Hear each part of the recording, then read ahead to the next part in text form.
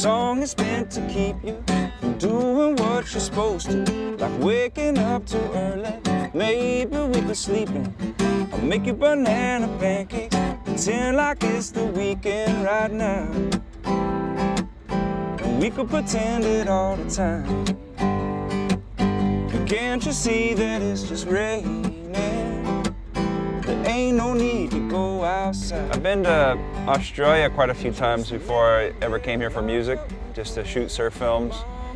And we'd come through this area a couple of times, just real briefly, and kind of all the way down the coast and down to Bells and different places throughout the years, doing the camera work. That was really fun. So got to experience that a lot of times. And then I remember one time flying in, and it was the first time I ever had to write on the little sheet. When it said occupation, I had to put musician down, and it felt really weird to be coming to Australia and putting musician instead of filmmaker. Yeah. Or student. We usually put student so you wouldn't really have to declare anything, you know.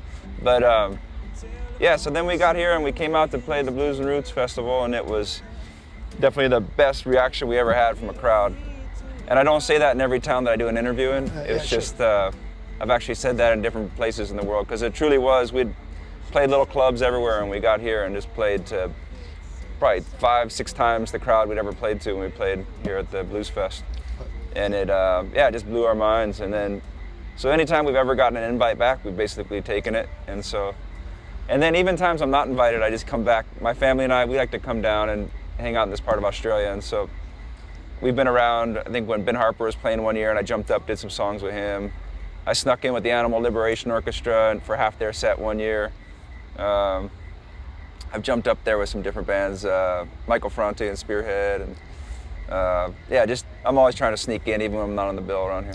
And so my point is, I mean, the connection I have here is, this is basically, it's playing to friends, you know? It's like having a whole tent full of friends out there. And I felt that the first time I played here. People really welcomed me like a family, because I wasn't used to being on a stage like that. And I'm sure they could sense it. I was quiet, I hardly talked between the songs, but they still were supporting me like family.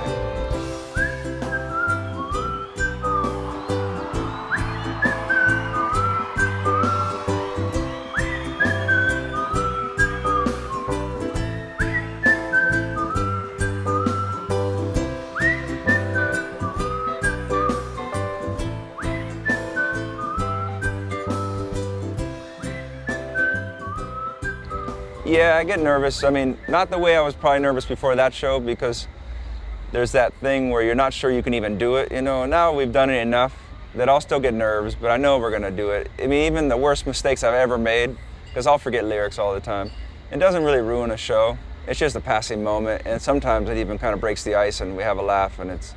So now I don't really get nervous anymore in that sense, but I do get the excited energy. Still get, you know, you want to have good shows, and so I get those nerves that are important to have. I think as soon as you stop getting nervous before a show, you've probably done too many. And now it's been 6 records or 7 records, and we just, you know, feel really lucky every time we get to keep playing music live. It feels good.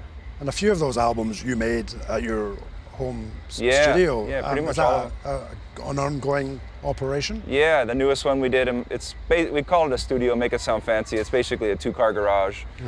We gave it a name, the Mango Tree, make it sound like a real thing. My brother and I basically put up a few walls inside. We put up an interior wall so that we wouldn't bug the neighbors too much. And one of my neighbors works on cars a lot too, so we wouldn't hear him working on the cars from the inside. And ever since the first record, we didn't have the studio. The first record kind of afforded us to build that one. And then all the records since, we've done at least part of it there. Most of them we've done 100% at that in the garage. But there's one record called Sleep Through the Static. We did half of it in LA and then half back at home. Journalists, of course, like to put labels on music, and the terms that come out with your music are soft rock or folk music. Do you ever think about how to define it? How would you, in I think words? Barbecue music is the best description I've heard. I didn't come up with it, but that made me really proud. And it's funny because like most people, when I've said that, they think that's some kind of an insult or something. Barbecue music, but I like it. I don't know. Like the kind of music you put on a barbecue. To me, that's all my favorite music, whether it's Bob Marley or Ben Harper or Greg Brown or whoever it is. That's the barbecue time. That's the biggest honor to me. So I've been labeled as barbecue music a few times. I like that. Could be worse. I think that's fine. Yeah, that's right. And what about filmmaking? You know, made quite a few surf films now. Yeah. Do you want to continue doing that, or think even expand into, you know, other kind of filmmaking? Yeah, I don't really want to do anything else. At one time, I studied film. That's what I went to university for, and I kind of had these ideas that I would get more into it. And I started doing the surf films. I saw them as being the first step in getting some experience in nature documentaries. I kind of thought this would be a good way to maybe get a job with National Geographic someday, you know, be able to use this on my reel.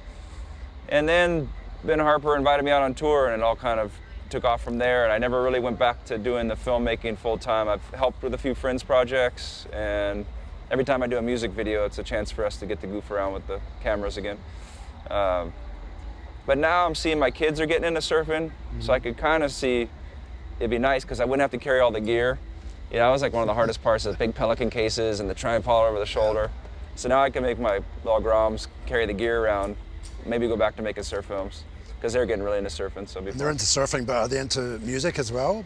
Yeah, they are. They like playing guitar and drum. We got a drum set in the living room. They like making noise. I don't know if I call it music yet, but they like banging around and stuff for sure.